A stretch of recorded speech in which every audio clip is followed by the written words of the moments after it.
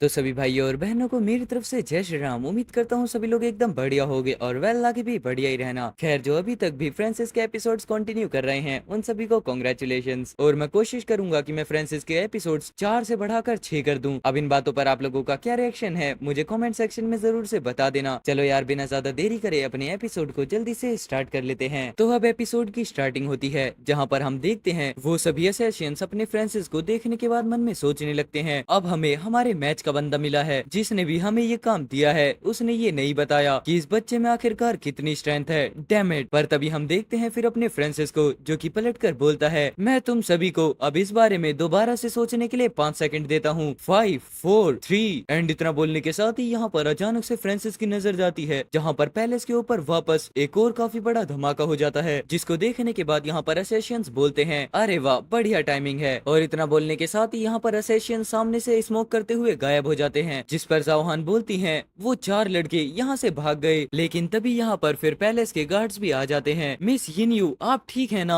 हमारे रेजिडेंस पर multiple Reds होने की वजह से हम बहुत ज्यादा लेट हो गए, हम आपसे माफी मांगते हैं, प्लीज हम लोगों को माफ करना। पर तभी फिर उसके बाद हम देखते हैं अपने फ्रांसिस को जो कि इन सभी को बोलता है, मैं उन लोगों के पीछे जाता हूँ। अब जैसे ही फ्रांसिस इस जगह से जाता है एक बटलर आकर यिनयू को बताता है, मिस यिनयू जो हमारे ओल्ड मास्टर हैं। और इतना सुनने के बाद यहाँ पर यिनयू काफी ज्यादा शौक होते हुए बोलती हैं, क्या ग्रैंडपा? लेकिन तभी हम उसके बाद देखते हैं अपने फ्रांसिस को जो कि उन असैसिन्स को ढूंढने के लिए बाहर आ जाता है। वो चारों लोग इस तरफ भाग गए, लेकिन ये थोड़ी अजीब बात है कि वो चारों के चारों पर्सन ही एक जगह पर भाग रहे हैं। आमतौर पर अलग अलग भागने से बचने के जो चांसेस हैं वो थोड़े ज्यादा हो जाते हैं। जहाँ पर हम देखते हैं अपना फ्रांसिस उन सभी लोगों के ऑरा को डिटेक्ट करते हुए उनका पीछा कर रहा होता है। पर तभी यहाँ पर अचानक से वेब्स किंग भी बाहर निकलते हुए बोलता है, शायद उन चारों को लगा कि उन्होंने पीछा करने वाले से पीछा छुड़ा लिया है, इसी वजह से उन्होंने एक साथ भागने का फैसला किया। जिस पर फ्रांसिस बोलता है, हाँ शायद ऐसा हो सकता है। और तभी वेब्स किंग वापस से अपनी बात को कंटिन्यू करता है, तो भी मैं अपने मास्टर की कमांड को राइट हैंड मैन मानता हूँ और तो उन्हें ट्रैक करने का मैं एक और रास्ता भी जानता हूँ। जिस पर फिर अपना फ्रांसिस खुश होते हुए बोलता है, हाँ मुझे तुम्हारी स्ट्रेंथ के ऊपर बिलीफ है। लेकिन तभी हम देखते हैं यहाँ पर अचानक से वेब्स किंग बोलने लगता है, हे भगवान इतने लंबे टाइम के बाद मास्टर ने मेरी तारीफ की है, आखिरकार मुझे तुम्हारी मंजूरी मिल ही गई। पर तभी उसके बाद हम देखते हैं फिर अपने फ्रांसिस को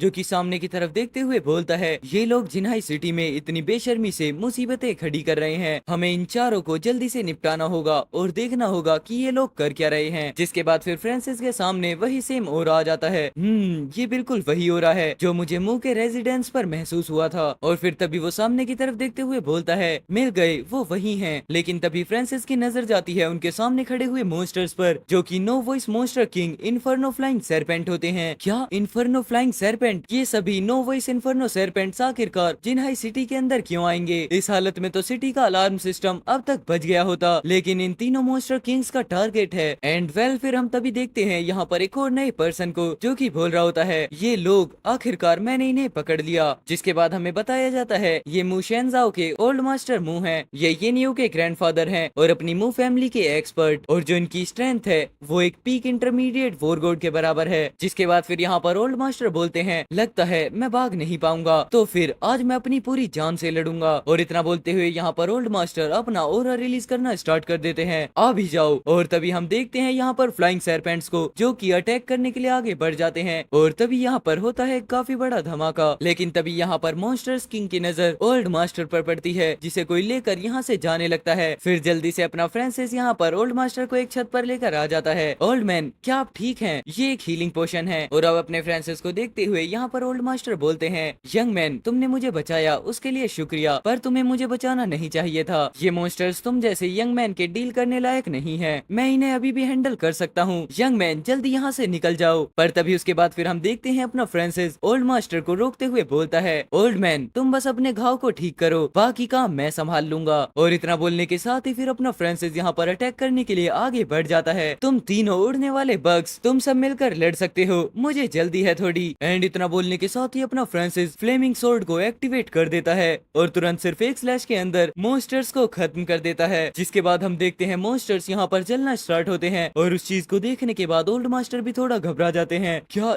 ये क्या था? मैं तो 10 साल से बस इल्यूजन में था। और फिर वो तभी पीछे पलट कर फ्रांसिस से बोलते हैं, क्या आजकल के यंग मैन इतने अच्छे हो गए हैं? एंड फिर तभी अपना फ्रांसिस भी आगे बढ़ते हुए बोलता है, ओल्ड मैन मैंने उन मास्टर्स को खत्म कर दिया है, मुझे कुछ काम है और जब वो पूरा हो जाएगा। पर तभी हम देखते हैं यहाँ पर अचानक से ये बात रुकती है और अपने फ्रांसिस को कुछ चीज सेंस होती है और जैसे ही फ्रांसिस पीछे पलट कर देखता है उसके जस्ट पीछे बहुत सारे असैसियंस आ चुके होते हैं। हमने टारगेट को देख लिया है। जिसके बाद फिर यहाँ पर असैसियंस का कैप्टन आगे बढ़ते हुए बोलता है, मुझे उम्मीद नहीं थी कि ये दोनों टारगेट्स एक साथ पकड़े जाएंगे। चलो अब एक ही टाइम पर उन दोनों को ही टेक डाउन कर दो। और एंड वेल इतना बोलने के साथ ही अपना एक चैप्टर खत्म होता है। तो अब जल्दी से बढ़ जाते हैं नेक्स्ट वाले एपिसोड की तरफ को। सो अब नेक्स्ट एपिसोड की स्टार्टिंग होती है जहाँ पर हम देखते हैं अपने फ्रांसिस और ओल्ड मास्टर को सभी असैसियंस ने चारों तरफ से घेर लिया होता है। और उन्हें देखने के बाद फिर फ्रांसिस बोलता है, वो चार, मुझे उनसे बैकअप की उम्मीद नहीं थी, मैं कुछ ज्यादा ही केयरलेस हो गया। बट तभी यहाँ पर ओल्ड मैन भी मन में सोचते हैं, ऐसा हो ही नहीं सकता, उनके पास इतनी ज्यादा मैन पावर हो। मुझे लगता है कि उन्होंने मुझे खत्म करने के लिए दूसरी ताकतों के साथ हाथ मिलाया होगा। और फिर इतना सोचने के बाद ओल्ड मास्टर फ्रांसिस से बोलते हैं, यंग मैन मैं। बट तभी हम देखते हैं इस बात को कंप्लीट होने से पहले ही अपना फ्रांसिस ओल्ड मास्टर से बोलता है, ओल्ड मैन मुझे इस चीज के लिए माफ करना, तुम इसके अंदर मेरी वजह से इन्वॉल्व हो गए, मैं इस चीज की अब रिस्पॉन्सिबिलिटी लूंगा और तुम्हें सेफली बाहर निकालूंगा। बट तभी ओल्ड मास्टर मन में सोचते हैं, क्या ये लोग तो असल में मेरे पीछे पड़े हैं ना। और अब यहाँ पर अपना फ्रांसिस सिचुएशन को एनालाइज करते हुए मन में बोलता है, उनके पास ज्यादा लोग हैं, मैं अकेले उनसे सीधा लड़कर बाहर निकल सकता था, लेकिन इसकी वजह से ये ओल्ड मैन खतरे में पड़ जाएगा, हमें अभी के लिए पीछे हटना होगा। बट तभी हम देखते हैं फिर यहाँ पर अचानक से वेब्स किंग बाहर आते हुए बोलता है, मास्टर इस ओल्ड मैन के साथ कुछ न कुछ तो जरूर से गड़बड़ है, हमें इसके बारे में कुछ भी नहीं पता, तो थोड़े से केयरफुल रहना। जिस पर फिर फ्रांसिस बोलता है, मुझे पता है, लेकिन क्योंकि हम एक दूसरे से मिले हैं तो मैं उसे यहाँ पर खत्म होने के लिए नहीं छोड़ सकता। लेकिन तभी यहाँ पर अचानक से ओल्ड मैन बोलने लगते हैं, यंग मैन तुम मुझे छोड़कर जा सकते हो, उनके पास बहुत ज्यादा लोग हैं, मेरे साथ होने पर तुम्हारे लिए उनसे आगे निकलना बहुत ज्यादा खतरनाक होगा और इसी वजह से हम दोनों एक साथ खत्म हो सकते हैं। लेकिन तभी यहाँ पर अचानक से अपना फ्रांसिस ओल्ड मैन के शोल्डर पर हाथ रख देता है, जिसे देखने के बाद ओल्ड मैन बोलते हैं,